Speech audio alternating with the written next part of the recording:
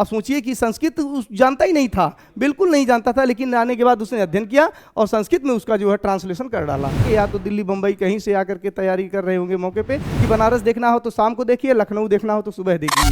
दोस्तों नमस्कार, मैं हिंदी के एक दूसरे पार्ट से लेकर के आपके सामने आया हूं, जो कि संस्कृत का पार्ट होता है और बहुत ही लघु होता है, बहुत छोटा होता है, ज़्यादा मैटर नहीं होते हैं, लेकिन इम्पॉर्टेंट होता है। उससे बोर्ड में एग्जाम आए हैं, आते या तो दिल्ली बम्बई कहीं से आकर के तैयारी कर रहे होंगे मौके पे, तो कम समय में ही तैयारी करने का एक फार्मूला मैं दे रहा हूँ आपको। ठीक है, तो आते हैं हम सीधा अपने वीडियो पर। ठीक है, लिखा है वाराणसी सुविख्याता प्राचीना नगरी इयं विमल सलिल तरंगाया गंगाया कूले स्थिता अस्या घट्टानां वलयाकृति पंक्ति धवलायां चंद्रिकायां बहुराजते अगणिता पर्यटका सुदूरेभ्य देशेभ्य नित्यम अत्र आयन्ति अस्या घट्टानां च शोभां विलोक्य इमां बहु प्रशंसन्ति। अब देख लिए होंगे संस्कृत में लिखा है, और इसको करना क्या होता है, आपसे पूछेगा वो कि इसका संदर्भ दीजिए, प्रसंग दीजिए, व्याख्या दीजिए, यही पूछेगा। ठीक, और मैंने इसकी व्याख्या आपके सामने बिल्कुल रख दी है। और ये देख लीजिए विशेष करके कि 2014 में पूछा गया है, 16 में, 19 में और 23 में पूछा गया है, और अब की बार संभव है कि 24 छोड़ करके 25 में तो पूछा जाना ही है, 1 साल का गैप रहा है। ठीक है ना, तो अर्थ हम देख लेते हैं इसका बहुत जल्दी में। तो दिया है कि वाराणसी सुविख्याता प्राचीना नगरी, वाराणसी जो है बहुत प्राचीन प्रसिद्ध नगरी है। इयम विमल सलिल तरंगाया गंगाया कूले स्थिता, बनारस जो है यह स्वच्छ जलधारा वाली गंगा के कूले माने किनारे स्थित है। और अस्या घट्टा नाम वलयाकृति, और इसके घाट जो है वलय माने घुमावदार हैं, और पंक्ति धवलायाम चंद्रिकायाम बहुराजते, और यहाँ की जो पंक्तियाँ हैं यह चंद्रिका माने होता है चांदनी रात में, बहुराजते माने बहुत सुशोभित होती हैं। आप जानते हैं कि बनारस को लोग कहते भी हैं कि बनारस देखना हो तो शाम को देखिए, लखनऊ देखना हो तो सुबह देखिए।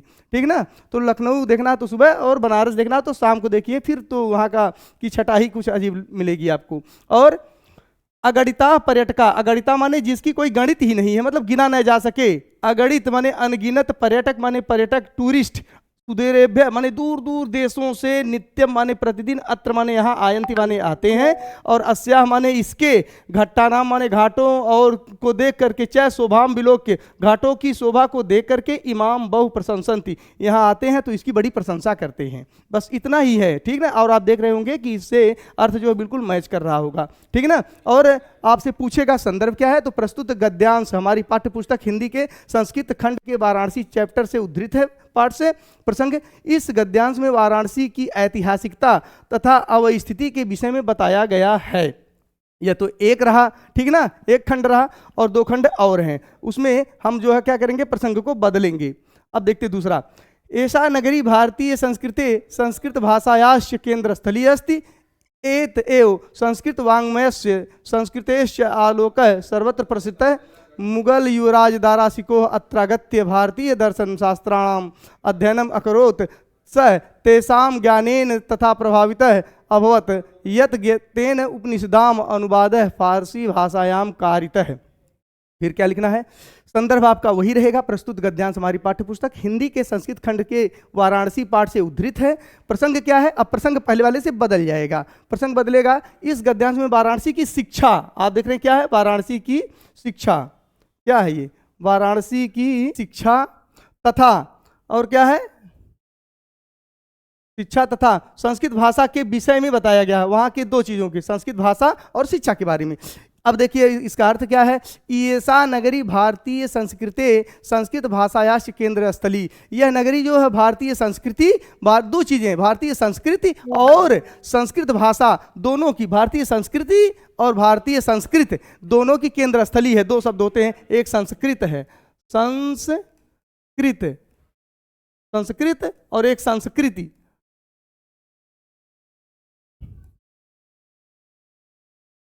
ये देखिए, संस्कृत, संस्कृत माने लैंग्वेज और संस्कृति माने कल्चर, यहाँ की सभ्यता क्या रही है, संस्कृति माने ये जो इनका आदर्श क्या रहा है। ठीक ना, तो अब हम बताते हैं कि यह है नगरी भारतीय संस्कृति और संस्कृत भाषा की केंद्र स्थली है, और एत एव संस्कृत वाङ्मयस्य संस्कृतेश्च आलोकः सर्वत्र प्रसृतः। यहीं से संस्कृत साहित्य और संस्कृत का प्रकाश सभी जगह फैला है। संस्कृत जो भी अगर इंडिया में चल रही है तो कहीं ना कहीं इंडिया में अगर संस्कृत आई है, पूरा देश में संस्कृत पढ़ाया जा रहा है, तो उसकी केंद्र स्थली नहीं, जन्मस्थली वो कहाँ है? वो है वाराणसी। वाराणसी से ही निकला है। और फिर आगे क्या लिखा है कि मुगल युवराज दारासिको अत्रागत्य। मुगल युवराज एक दारासिको थे, आप पढ़ेंगे तो इतिहास में पता चलेगा कि दारासिको एक, ठीक है ना, मुगल शासनकाल में एक युवराज थे और वो यहाँ आए बनारस में। अत्रागत्य माने बनारस में आकर के भारतीय दर्शन शास्त्राणाम, भारतीय दर्शन शास्त्रों का अध्ययनम अकरोत, अध्ययन किया। और अध्ययन करने के बाद, अब सुनिए कि वो मुगल था, उसके बाद भी वो दर्शन का अध्ययन करने के बाद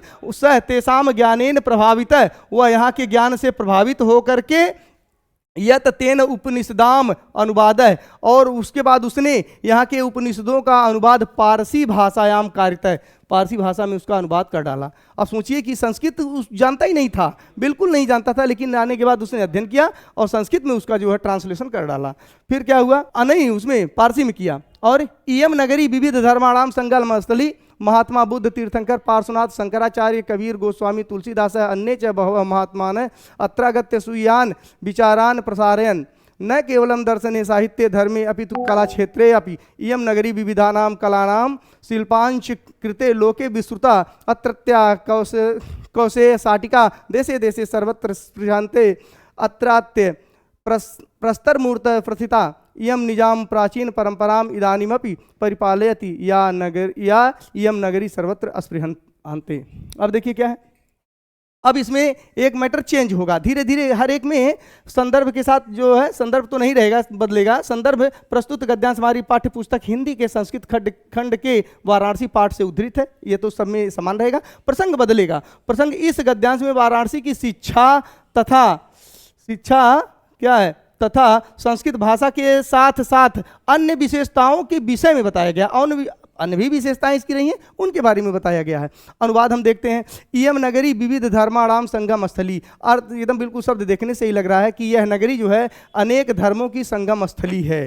संगम स्थली मतलब ये जरूरी नहीं कि ये हिंदू धर्म का है, यहाँ अन्य धर्म के लोग भी रहते हैं, ठीक ना। उसके साथ साथ क्या लिखा है कि महात्मा बुद्ध और उनके साथ तीर्थंकर पार्श्वनाथ शंकराचार्य कबीर गोस्वामी तुलसीदास और अन्य भी बहुत से महात्मा यहाँ आकर के अपने विचारों को क्या किए, बहवा महात्मा ने अत्रागत जिस्वियान विचारयान प्रसारयन, अपने विचारों को फैलाया। और उसके बाद क्या किया उन्होंने, न केवलम दर्शन के क्षेत्र में ही नहीं बल्कि साहित्य धर्मे अपितु कला क्षेत्रे अपि इयम नगरी विविधा नाम कला नाम शिल्पांच कृते लोके विस्तृता, और इसके साथ साथ वह जो है अपितु कला क्षेत्र में भी यह नगरी विविध कलाओं और शिल्पों के लिए संसार में प्रसिद्ध है।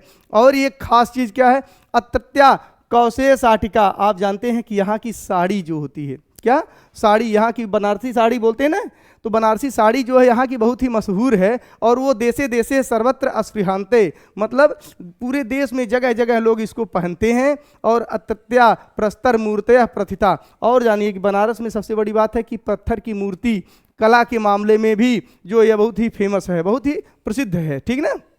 और ये संसार में पूरा प्रसिद्ध है। अत्रत्य प्रस्तर मूर्तयः प्रथिता इयम निजाम प्राचीन परंपराम इदानीमपि परिपालयत, और यह जो है पुरानी परंपरा का भी आज भी ये पालन कर रही है। और या इयम नगरी सर्वत्र अस्पृहान्ते, और इस प्रकार से यह जो है नगरी जो है हर जगह के लोग आते हैं, मानते हैं और रहते हैं, ठीक ना। इस प्रकार से यह चैप्टर हमारा समाप्त होता है। और ये 3 ही है, 3 में से एक तो आप बिल्कुल आना ही आना है, इसमें दो राय नहीं है, ठीक है। तो मैं चाहूँगा कि आप लोग इसको बहुत विधिवत देख लेंगे।